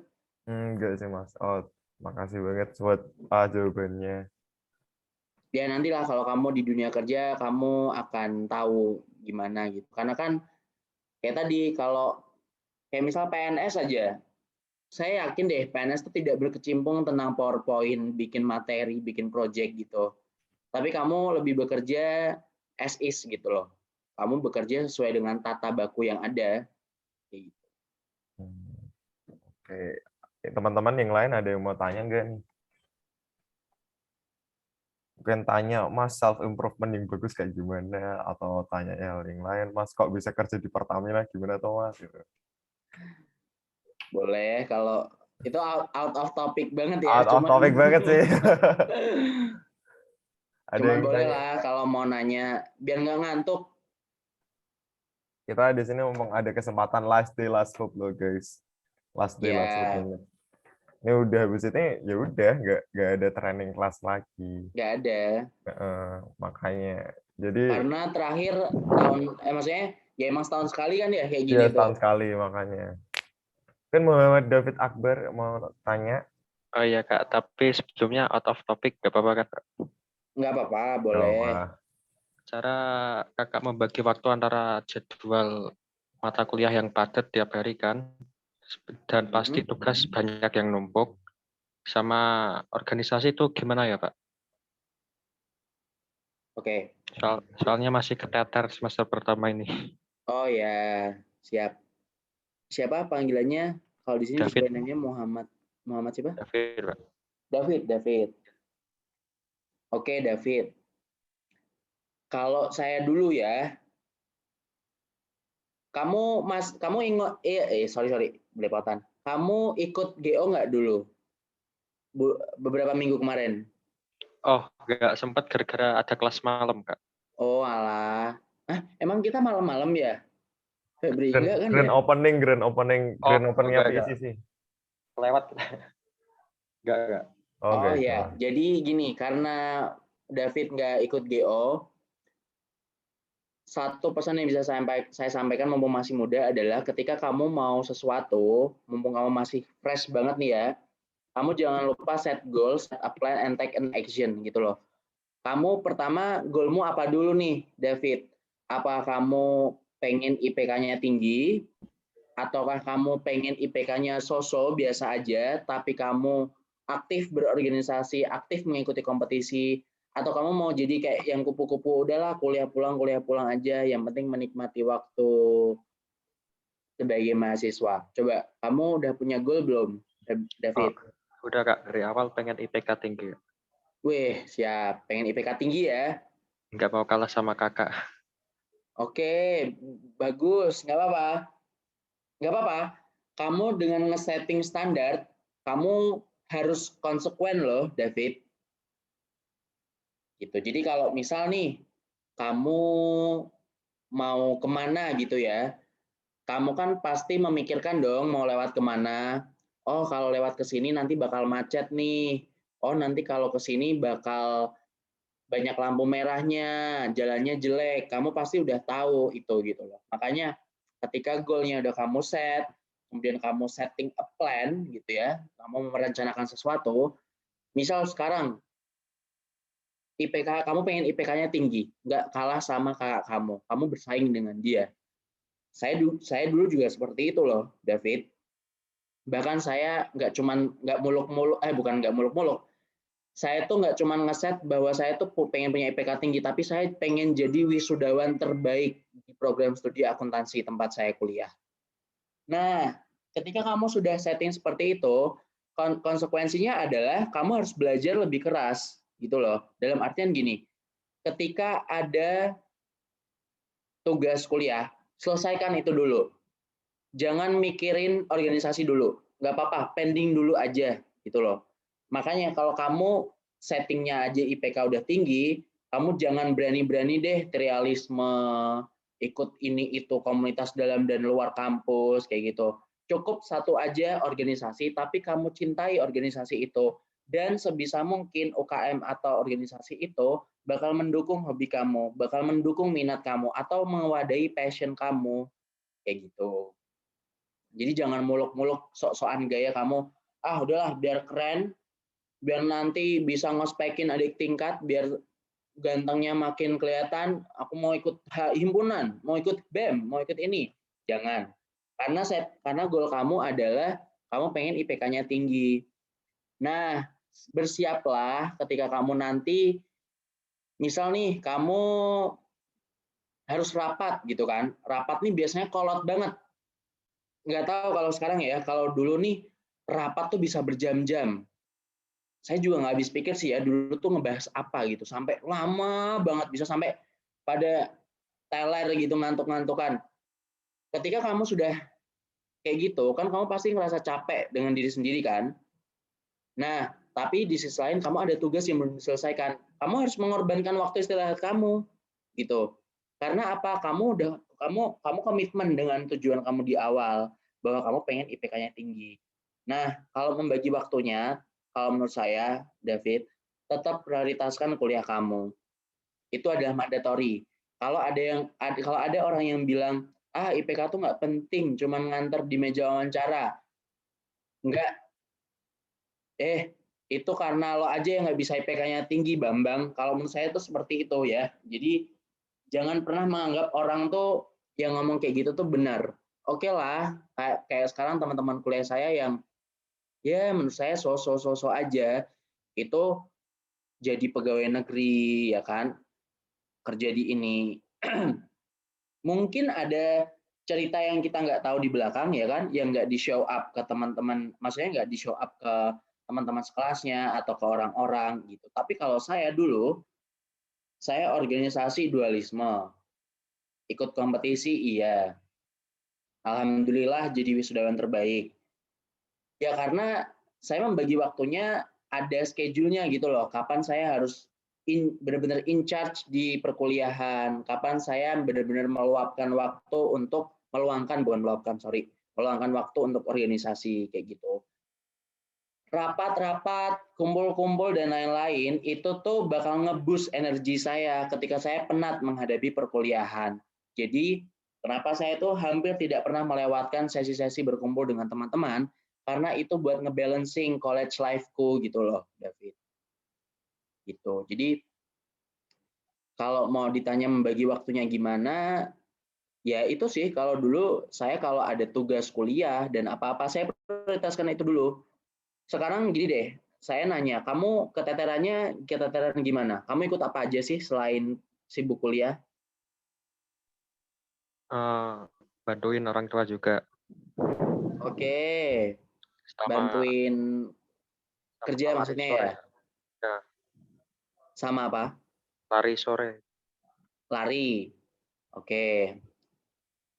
It's quite simple loh. Kamu jangan sampai keteteran dengan agenda kamu yang menurut saya nggak terlalu padat ya. Kamu tahu nggak, David, kalau dulu tuh saya waktu awal-awal kuliah itu jualan gorengan loh. Jualan gorengan pernah. Jualan obat komedo pernah, bayangin. Saya nggak malu gitu. Bayangin, saya harus bangun pagi-pagi buta. Bentar, saya izin minum dulu ya, gatel banget tenggorokan. Bentar aja.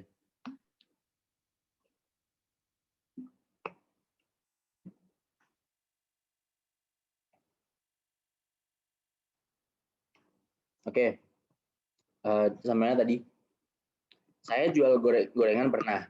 Bayangin saya harus bangun pagi buta untuk ke tukang gorengan minta maksudnya pesan dan ngambil gorengan itu kemudian dibagikan ke teman-teman kelas. Waktu itu customer-nya cuma teman-teman kelas aja sih. Bayangin cuman buat nyari laba per gorengan tuh 250 perak. Aduh, itu dulu pelik banget sih kalau diingat-ingat. Enggak, ini saya nggak nangis ya, cuman suaranya agak mau habis. Jadi gitu, Febri, kalau kamu merasa bahwa kamu tuh paling sibuk, jawabannya tidak. Sepertinya saya lebih sibuk daripada kamu. Kalau kamu sampai keteteran, kamu harusnya malu dengan diri kamu sendiri. Karena apa? Kamu nggak konsekuen, kamu nggak punya komitmen atas apa yang telah kamu set di awal gitu loh. Kamu gini, kalau ada yang orang bilang, misal dia mau ujian gitu ya, aku tuh belum belajar loh, ini Prat, saya nggak percaya itu, pembohong. Kamu pasti belajar. Hei orang-orang yang munafik. Kan banyak ya kalau kita teman-teman dulu, mungkin sekarang lagi pandemi nggak ketemu offline ya. Kayak dulu teman-teman SMA pasti ada yang nanya, kok nggak belajar, kok nggak buka buku? Iya nih, aku nggak belajar, aku udah lagi males gini-gini. Pret, bohong. Itu tuh dia semalaman begadang suntuk untuk belajar, gitu loh. Jadi kamu ya kayak gitu, David. Jadi kamu harus, pokoknya intinya kalau kamu konsekuen dengan apa yang kamu set di awal, kamu pasti tidak akan keteteran. Dalam artian apa? Karena kamu udah ngeset gitu loh. Kamu, nanti setelah saya kuliah tuh saya harus ini, membagi waktu. Kapan saya harus main HP, kapan saya harus senang-senang gitu. Jadi kalau saya sekarang bisa, I can enjoy my life. I can buy everything that I want. I can afford everything that I want. I can make my mother happy with me gitu. Itu kan semua karena pengorbanan yang saya lakukan ketika saya kuliah. Jadi kalau misal sekarang saya bisa kerja di Pertamina, ada perjuangan di balik itu loh. Ya seperti yang saya sampaikan tadi lah. Kalau teman-teman boleh percaya boleh enggak, saya tuh pernah jual gorengan, pernah jual samyang. Tahu samyang kan ya? Jadi kayak saya nggak cuma nge-resell doang gitu loh. Saya dapat harga di Shopee murah banget, terus saya jual ke teman-teman. Dan saya jual obat komedo, dan saya nggak malu tentang hal itu. Gitu. Karena waktu itu saya juga butuh uang. Gitu, Febri. Febri lagi, David. Jadi jangan, kalau kamu dengan agenda yang cuman lari sore sampai keteteran, apa dah, kayak lari sore itu kayak kamu keliling Jakarta Bandung, kan enggak. Ini saya agak ngejek karena kamu jangan sampai dengan agenda yang segitu dikitnya kamu bilang kamu keteteran gitu. Ya. Jadi kamu bikin schedule to do list, bikin to do list gitu loh. Kayak hari ini kamu mau ngapain aja. Ketika rencana kamu sesuai, kamu checklist. Ketika kamu nggak sesuai, kamu evaluate lagi. Oh, kok to do listku di awal, misal ini, kok endingnya malah scroll TikTok ya, kayak gitu. Kamu coba evaluate kayak gitu. Semoga bisa menjawab ya, David.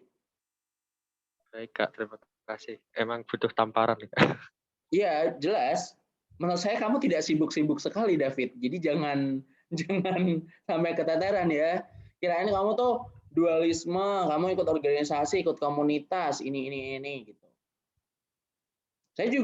Saya ini loh, saya ketika libur semester, itu saya kerja loh, David. Saya nggak liburan kayak teman-teman kuliah saya kerja buat cari uang karena saya butuh uang. Saya butuh beli sesuatu waktu itu. Jadi biar saya bisa hedon, saya harus kerja kayak gitu loh. Jadi kayak ada take and give kalau bahasa lebaynya. Gitu. Ya semoga tertampar ya, David. Meski tamparan online nih, plak. Nah. Oke, is there anything to say? Yang lain?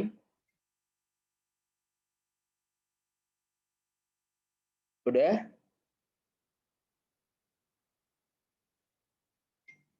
Udah ya. Kayaknya saya paksa pun nggak ada yang nanya. Ini biar nggak dimarahin Mem Rini sama officer, kita lanjut ke 2 slide terakhir deh yang mau saya sampaikan. Bentar, saya share screen dulu.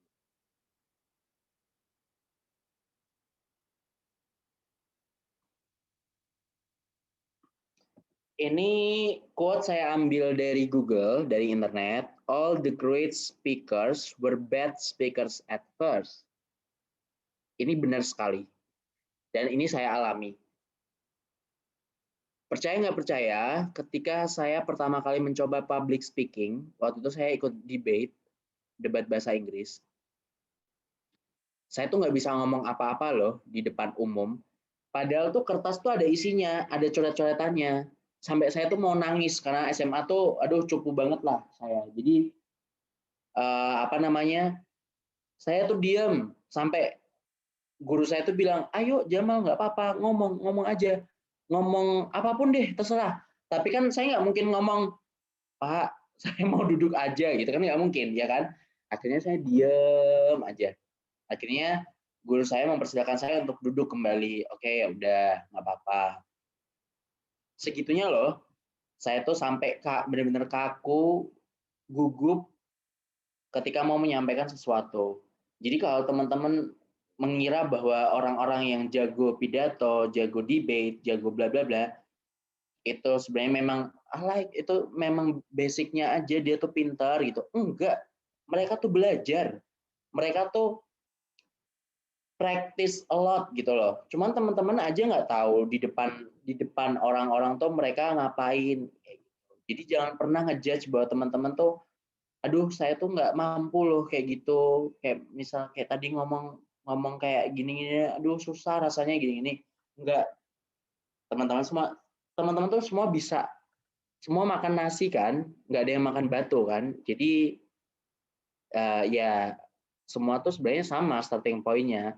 Cuman dengan terbentuk dengan belajar, dengan berlatih, sering ngomong-ngomong bahasa Inggris sendiri kayak orang gila, itu nggak apa-apa gitu loh. Suka nonton orang berpidato kayak sekarang nih, karena saya udah lama banget gak ngomong bahasa Inggris, saya tuh kebetulan punya teman kantor yang dia tuh bilang ke saya, Mal, gue pengen deh ngomong bahasa Inggris tuh jadi lancar.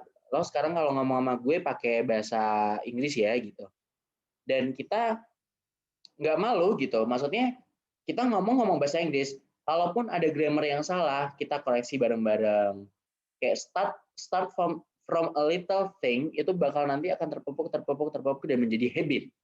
Dan habit itulah yang akan membuat teman-teman tuh menjadi great speakers. Kayak gitu.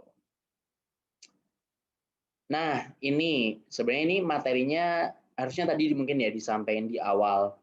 Kalau bikin question tag itu gunakan provocative question atau kalau menurut saya tuh pertanyaan yang menohok gitu loh. Jadi kalau misal kayak tadi nih si Febri kan beberapa ada pertanyaan, itu pertanyaan menurut saya juga udah bagus gitu. Jadi kalau ada pertanyaan, kamu coba ditentukan. Pertanyaan ini sebenarnya perlu dijawab nggak sama audiens? Kalau nggak perlu, tetap kasih pause dikit. Tapi kasih kayak penekanan gitu loh. Yes, the answer is bla bla bla kayak gitu. Jadi kalau di situ saya kasih note, don't forget to pause your speech, decide you would like to continue your speaking, or you let audiences answer that question.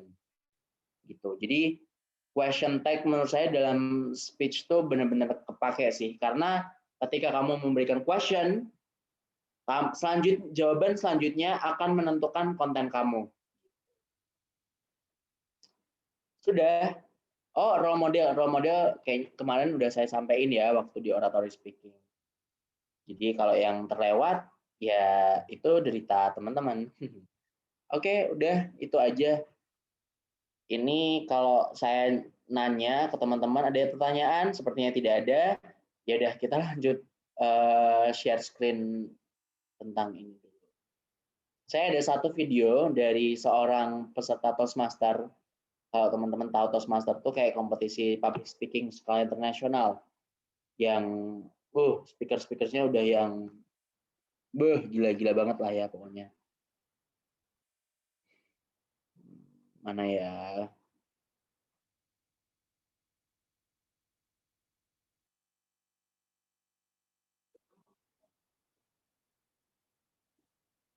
Standing. Kelihatan? Belum Kak. Ini udah. Udah? Udah. Suaranya juga udah ya? Sudah. Ramona J. Smith. Still standing. Still standing. Ramona J. Smith.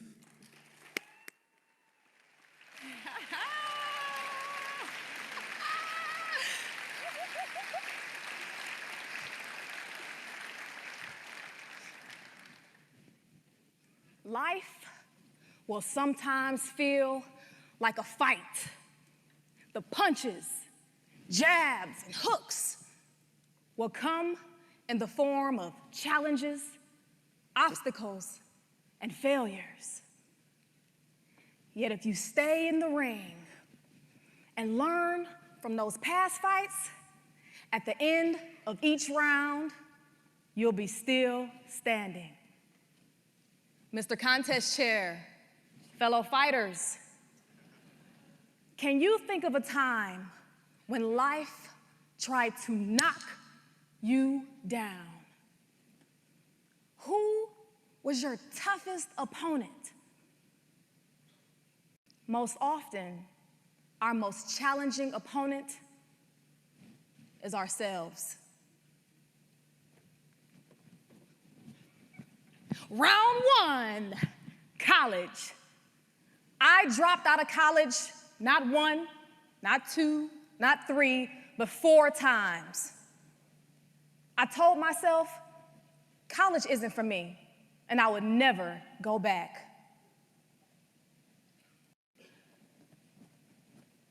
Round two, marriage.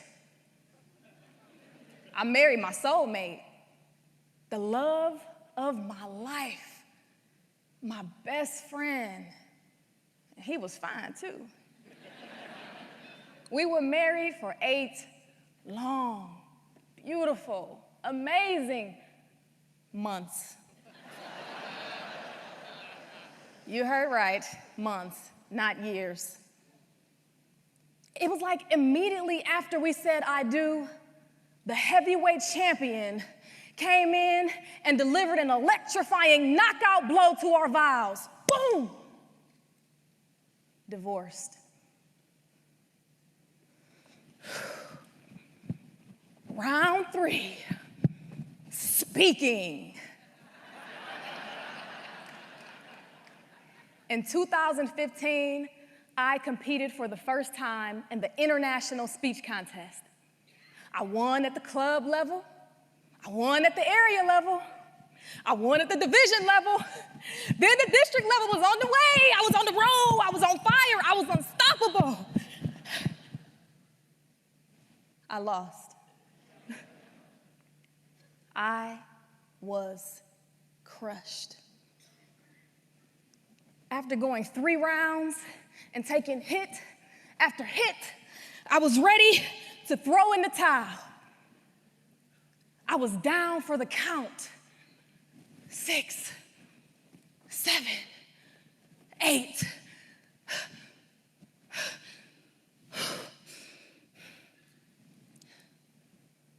When was the last time life knocked you down? Who was that lifeline that you reached out to help you stand back up? Was it your family, your friends, or did you hold on to your faith? Maybe you've never been knocked down, but you've seen one of your family members take a devastating blow.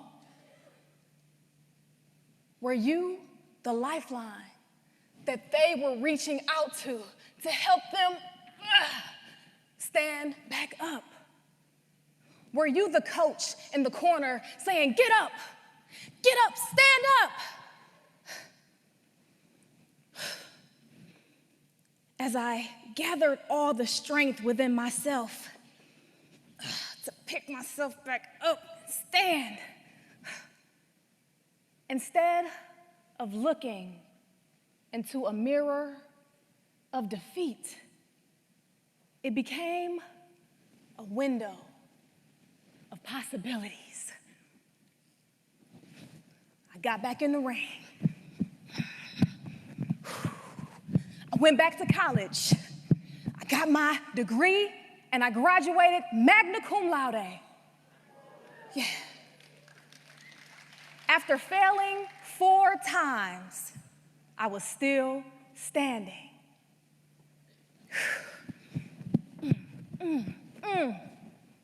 After my loss at the district level, I'm speaking to you from the World Championship stage. It's a moment. Thank you. Thank you. Even after suffering loss, I'm still standing. As for my marriage, I'm still in training.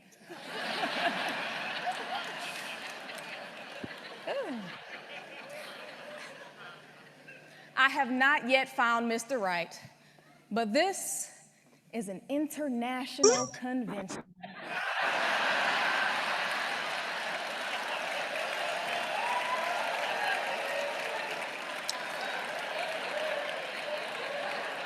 And there are thousands of men from hundreds of different countries. So single Toastmasters, even after my divorce, I'm still standing. My challenge to you is to stay in the ring, whether you're a fighter or a coach. If you're on the side of the ring coaching, or if you're in that ring throwing those jabs and those hooks, when that final bell rings, ding, ding, ding, the fighters and the coaches will raise their hands in victory singing, I'm still standing, yeah, yeah, yeah. We're still standing. Very nice. Stay in that ring. And even after you take a few hits, use what you learned from those previous fights, and at the end of each round, you'll remain still standing. Mr. Contest Chair.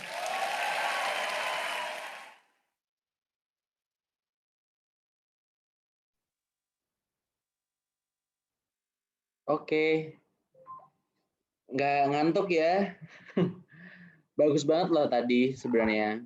Banyak hal yang bisa kita pelajari dari sisi kontennya, dari sisi paralinguistiknya, body language-nya dia sangat interaktif gitu ya. Dia nge-deliver sebuah speech-nya tuh malah kayak seolah-olah storytelling. Dan ini hal yang oke kok untuk dilakukan gitu. Jadi jangan mentang-mentang, loh dia kok malah kayak banyak banget body movement-nya, kok malah kayak storytelling. Enggak, menurut saya bisa dilakukan. Tapi kalau ini diimplement ke special occasion ketika kamu sedang berduka, ya nggak mungkin atuh, Neng, ya kan? Kamu kalau lagi di special occasion sedang di penguburan, gitu ya nggak boleh terlalu banyak body movement. Jadi sesuaikan aja konteksnya, kamu adjust sendiri. Kalau tadi kita lihat, dia menceritakan her own story ya, dibungkus dalam sebuah speech dan dia memberikan message to the audiences bahwa kalian tuh harus still standing gitu. Ketika ada masalah menerpa kalian, do not give up. Selalu mencoba. Dia di drop out 4 kali sampai akhirnya dia cum laude. Dia ikut di club level, area level, district level, tapi dia akhirnya kalah. Tapi dia nggak menyerah. Dia tetap berjuang, tetap bersemangat untuk mengikuti ini itu, dan akhirnya dia international level gitu loh. Bahkan dia menjadi champion pada saat itu. Nah, ini menurut saya message-nya ada ya kan. Tadi pengetahuan tentang body language, body movement-nya dia juga sangat bagus gitu. Jadi it's okay kalau teman-teman mau act like that, tapi sesuaikan dengan apa yang mau disampaikan gitu ya. Jadi kalau konteksnya lebih ke arah yang tegang-tegang ya kayak you don't have to do that act gitu loh. Oke. Masih ada yang mau ditanyakan? Sepertinya sudah jam 8:30 ya. Kita dari 6:30. Udah 2 jam ya ternyata. Udah 2 jam kakak. Oke. Boleh deh satu pertanyaan lagi sebelum saya tutup. Ya dan by the way, tadi closing-nya dia relate kan ke judulnya. Saya nggak nyinggung Febri loh ya, cuman saya menyampaikan bahwa ketika dia mau close speech, itu dia nge-elaborate dengan judulnya dia gitu. Stay in the ring and still standing. Mr. Contest Chair. Dia balikin lagi. Dan dia tadi sempat di awal-awal ketika dia setelah cerita, itu dia kayak ngasih greeting ke contest chair sama fellow fighter tuh maksudnya audience. Nggak apa-apa kok, asalkan jangan terlalu banyak greetingnya gitu ya. Jadi disesuaikan juga sama kebutuhan. Oke? Ada yang mau ditanyakan sebelum saya mengakhiri perjumpaan kita pada malam hari ini? Last question, adakah? Sepertinya nggak ada ya, yaudah nggak apa-apa. Ini closing statement dari saya. Mumpung teman-teman masih muda, masih banyak yang harus dikejar. Jangan lupa semua pesan-pesan saya tadi ya. Mungkin kalau di pertemuan kali ini kita nggak terlalu banyak ngomongin masalah public address, tapi menurut saya it's okay. Kita belajar dari banyak hal ya, karena saya sendiri pun saya udah vakum berapa lama ya, terakhir speech 2017. Udah 18, 19, 20, 21, hampir 4 tahun tidak pernah ikut kompetisi, dalam artian ikut kompetisi yang benar-benar real kompetisi gitu ya. Jadi agak kagok kalau misal saya terlalu ngomongin tentang materi-materi speech gitu. Jadi makanya tadi dibumbui dengan banyak-banyak hal. Oke, terima kasih atas waktu yang telah diberikan dari segenap panitia, teman-teman yang masih semester 1. Semoga apa yang menjadi passion-nya bisa ditekuni. Pesan-pesan yang saya sampaikan minta tolong diimplement ya. Kalau misal, pokoknya saya tunggulah success story setelah ini. Ada yang ikut kompetisi ini, ada yang menang ini, ada yang menang itu, ada yang jadi wisudawan terbaik, ada yang jadi mawapres, dan lain-lain. Oke, segala kesempurnaan hanya milik Allah. Jadi saya pamit undur diri dulu. Ini mungkin Febri atau Hanin ada yang mau disampaikan lagi ke teman-teman? Teman-teman, kalau last meeting ini kita foto bareng dulu, bisa nggak? Apa pada bisa on cam nggak? On cam dong, minta tolong. David gercep langsung. Langsung yuk, yang lain yuk. Yuk. Oh, Marisa dari tadi ya on cam ya. Nah. Farel nggak pakai baju ya? Yang lain yuk. Latifah, Pangestu Aji. Ayo, yang tadi tidur itu siapa itu? Ada figuran di cabinnya Hanin. Puspita Febi, Pelangi Tirta. Ayo, on cam sebentar dong, please.